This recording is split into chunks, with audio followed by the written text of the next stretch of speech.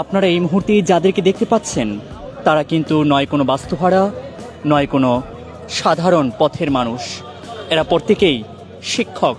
যে শিক্ষক আমাদেরকে শিক্ষা দান করেন, যিনি আমাদের জাতি গড়ার কারিগর, যাদের হাত ধরেই আমরা আজকের শিক্ষিত জাতি, যাদের হাত ধরেই আমরা আজ বাংলাদেশের প্রধানমন্ত্রী, রাষ্ট্রপতি অথবা রাজনৈতিক দলের কোনো মন্ত্রী পরিষদের অত্যন্ত গুরুত্বপূর্ণ নেতা। কিন্তু আমাদের সেই জাতি গড়ার কারিগর শিক্ষকেরাই কিন্তু তাদের নিজেদের অধিকার আদায়ের দাবির লক্ষ্যে এখানে অত্যন্ত সাধারণভাবে একটি নিরলস রাত্রি যাপন করছেন। এখানে তারা শুয়ে আছেন এক স্বপ্নের বিভোর হয়ে। তাদের এই স্বপ্ন, তাদের সন্তানেরা যেন দুধে বাতে থাকতে পারে, তারা যেন একটু ভালো খাবার পেতে পারে, তাদের পরিবারগুলো যেন একটু ভালোর দিকে যেতে পারে। সামান্য কিছু টাকা বাড়ি ভাড়া বৃদ্ধির জন্যই তাদের এই আন্দোলনে তারা অংশগ্রহণ করতে এসেছিল রাজধানী ঢাকার বুকে। কিন্তু গত 3টি দিন পেরিয়ে গিয়েছে, কেউই এখন পর্যন্ত কোনো ইতিবাচক সাড়া দেখতে পারেনি।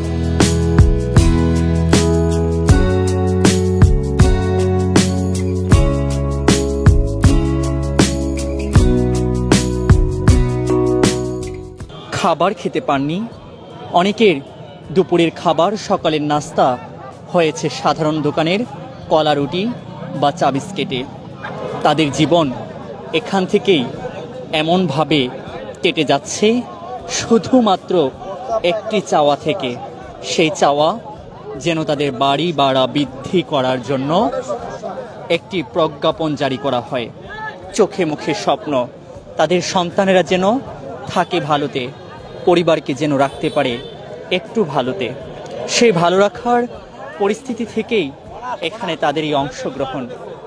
কিন্তু এখন পর্যন্ত যেহেতু সরকারের পক্ষ থেকে কোনো রকম প্রজ্ঞাপন জারি করা হয়নি, তাই তারা এখনও আগামীকাল কোনো না কোনো প্রজ্ঞাপন জারি হবে সেই স্বপ্নকে সাথে নিয়েই এখানে রাত্রি যাপন করার প্রস্তুতি।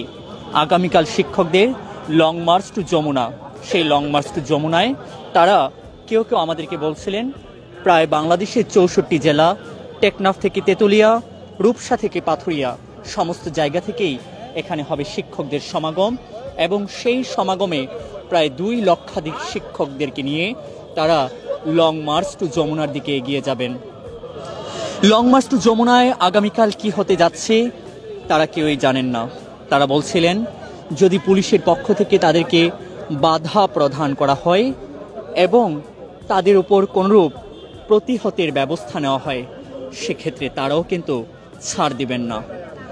এই যে শিক্ষক যারা আমাদেরকে মানুষ করেছেন, যারা আমাদেরকে আজকের বাংলাদেশের একজন শিক্ষিত সমাজের জাতি হিসেবে গড়ে তুলতে কাজ করে যান নিরলসভাবে, সেই শিক্ষকদের বেতন 12,500 টাকা, যে টাকায় পারেন না পরিবারের ভরণ পোষণ বহন করতে, যে টাকায় সম্ভব হয় না তাদের সন্তানদের সুশিক্ষার ব্যবস্থা করতে, যে টাকায় সম্ভব হয় না তাদের আগামীর সুন্দর উজ্জ্বল ভবিষ্যৎ গড়ার ক্ষেত্রে।